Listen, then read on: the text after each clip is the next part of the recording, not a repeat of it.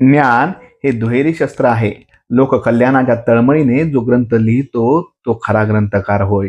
वाचनात आलेले आचरणात आणून जो लोकांना सांगतो तो खरा वक्ता होय. आणि सांगितलेले जो आचरणात आणतो तो खरा श्रोता आणि साधक होय. अलीकडे ज्ञान प्रसाराची अनेक साधने उपलब्ध झाली आहेत. त्यामुळे नको त्या ज्ञानाचाही विस्तार झपाट्याने होतो आहे. ज्ञान हे एक प्रकारचे दुहेरी शस्त्र आहे. कोणत्याही ज्ञानाचा बरा वाईट उपयोग तो करणाऱ्याच्या अवलंबून असतो. ज्ञान हे मुळात पवित्र आहे. ते ज्ञान नीती आणि धर्म याच्या पायावर उभे असते. ते जास्त प्रभावी ठरते. सर्वांचे एकमेकावर प्रेम वाढेल आणि सर्वजण एकत्र येतील असे ज्ञान असावे. श्रीमंत गरीब, विद्वान अशिक्षित, लहान थोर, स्त्री पुरुष या सर्वांना एकमेकाबद्दल प्रेम, आदर आणि आपुलकी वाढेल असे ज्ञान व्यक्त झाले पाहिजे. द्वेष, मत्सर वाढविल आणि नीती धर्माला फाटा देईल असे ज्ञान पुस्तकात नसावे. विद्वान शास्त्रज्ञ नवीन शोध लावून जगाला स्वार्थी आणि लोभी बनवितात आणि त्यामुळे सर्वनाश होतो. जे ज्ञान समाधान देत नाही ते खरे ज्ञान नव्हे. जगाचे खरे स्वरूप ज्याला कळते तेच खरे ज्ञान होय. देहासंबंधीचे ज्ञान जे व्यावहारिक ज्ञान ते तसे आहे तसे ओळखणे हे तत्वज्ञान.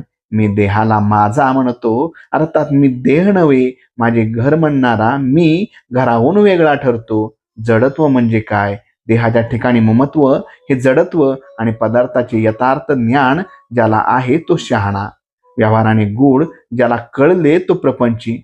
जगाचे गूढ ज्याला कळते तो तत्वज्ञानी आणि सुषमाचे ज्ञान होते यात सुख आहे. आत्मा हा समुद्र आहे तर जीव हा अगदी लहान थेंब आहे. त्याची ओळख होऊन आत्म्याशी समरस होणे हेच खरे तत्वज्ञान आहे. ब्रह्म, सत्य आणि जगन्मिथ्या असा ज्ञानाच्या गोष्टी कळायला कठीण असल्या तरी अभ्यासाने दीर्घ काळानंतर कळतील. पण नामाचे महत्त्व कळणार नाही. ते एक संत कृपेनेच कळते. नामावर विश्वास बसणे महाभाग्याचे लक्षण आहे. आपण बुद्धिभेदापासून सावध दूर राहिले पाहिजे. संत वचनावर विश्वास ठेवून अखंड नाम घ्यावे, त्यानेच समाधान लाभेल.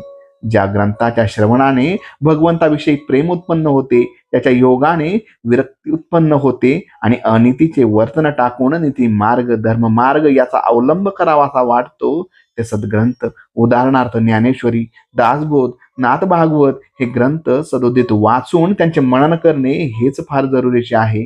त्याचे ईश्वर प्रेम उत्पन्न होते.